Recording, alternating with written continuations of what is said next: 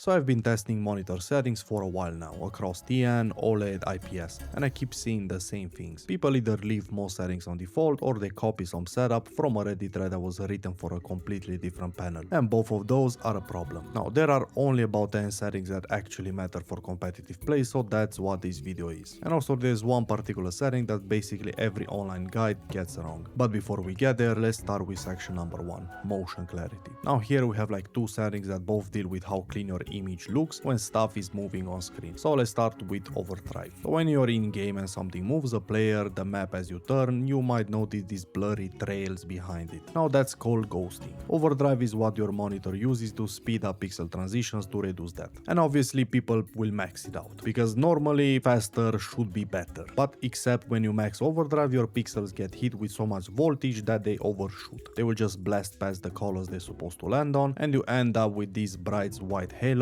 trailing behind everything. Now this is called inverse ghosting, and honestly it just looks terrible. So on OLED, if you even have that option, just turn it off. On OLED your pixels are already insanely fast, so no need to even have these settings. On a TN panel, keep it below max, and on IPS keep it on normal. And if your monitor doesn't have variable overdrive, which is like a G-Sync certified thing, you gotta tune this for your average FPS, not your max FPS. Because if overdrive is set for, let's say, 360 and your game tanks at 150 FPS in a fight, that voltage is way too aggressive for that frame rate, and you're getting the worst overshoot exactly when you need clean visuals the most, especially in games like Valorant or CS. Okay, but when overdrive is perfect, there's still blur, and this is what motion blur reduction does. Basically DIAC, ULMB, ELMB, BFI, all the same idea, different names. It flashes the backlight off between frames, which interrupts that smearing effect. Same reason why like older CRT looks so crisp back in the day. Just keep in mind that this will lower your brightness, and also on some panels it will only work at lower refresh rate, so it really depends what you value more, motion clarity or like more hertz. And if you manage to get like a monitor with G-Sync pulsar, just turn it on, it basically just handles everything for you. Now your image is clean, motion looks sharp, but if for example someone's in a dark corner and you literally just don't see them, none of that actually matters. So next three settings are all about visibility.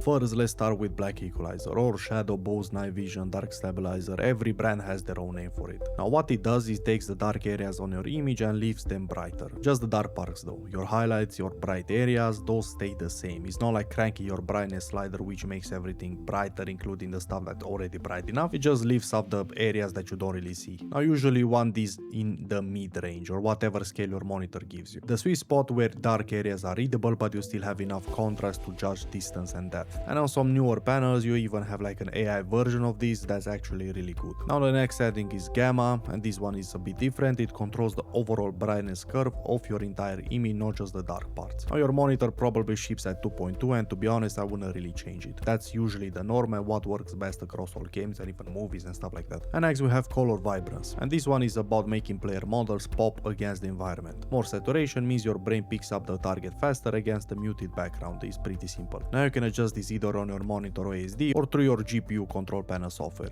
And here's something worth knowing. Monitor side vibrance is usually better than GPU side. The reason is monitor vibrance uses a non-linear saturation curve that keeps different shades of color separate from each other. Of course some panels are just terrible and you're better with NVIDIA control panel, but you have to test it out. Now I said this around 60 to 65%, and this is usually where most competitive players end up. And please don't max it out. At 100% it just looks terrible, everything is just blended together and it looks like a cartoon. Now for Valorant or games similar to Valorant, I don't even turn this up, since the game is already mega saturated by default. Now at this point image is sharp, motion is clean, you can actually see people, all good. But now we are getting into sync and latency side of things. And this is what I mentioned at the start, the setting that almost every guide online still tells you to set it up wrong. So here we have G-Sync, V-Sync and Reflex. Three things that interact with each other in a way that's easy to mess up. And for years, literally years, the standard device has been V-Sync off, always no exceptions. But that's not how it works anymore if you have like G-Sync and Reflex. In your GPU control panel, make sure G-Sync is on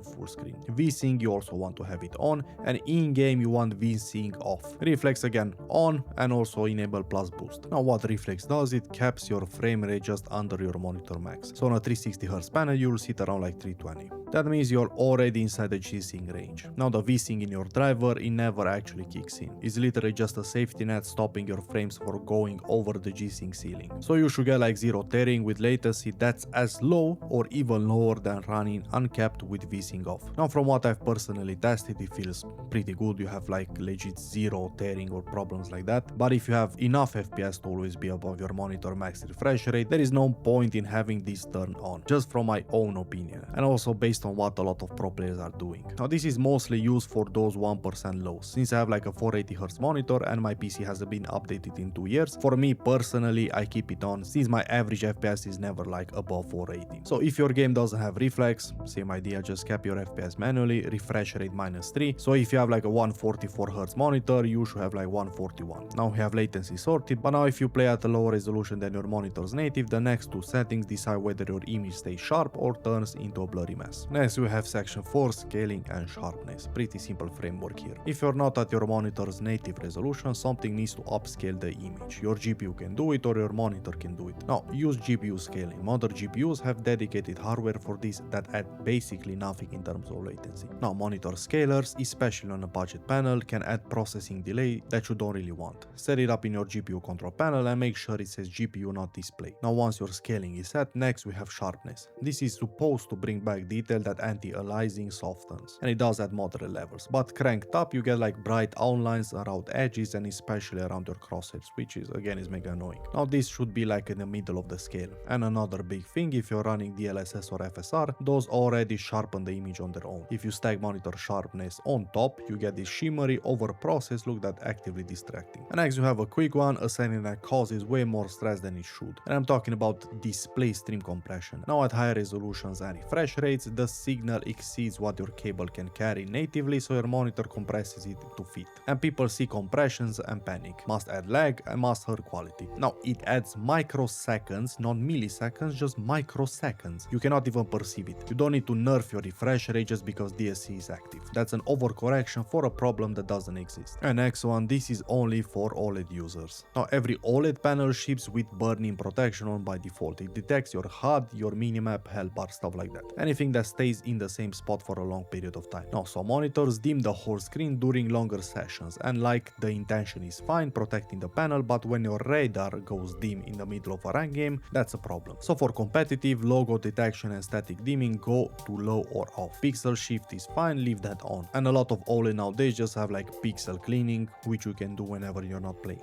Now that's all the 10 settings that I would really recommend. And if you just want the quick wins, 4 things. Overdrive down from max, black equalizer to mid-range, vibrance around like 60 to 65, and the golden trio sync setup. Just those 4 and you're already in much better spot. And for OLED users, overdrive off if you even have the option, BFI only in a dark room, burn-in protection down during ranked. Now drop your monitor and your main game in the comments, I'll tell you which one of these to prioritize for your setup. And if you want to get the best colors for your monitor, check out this next video.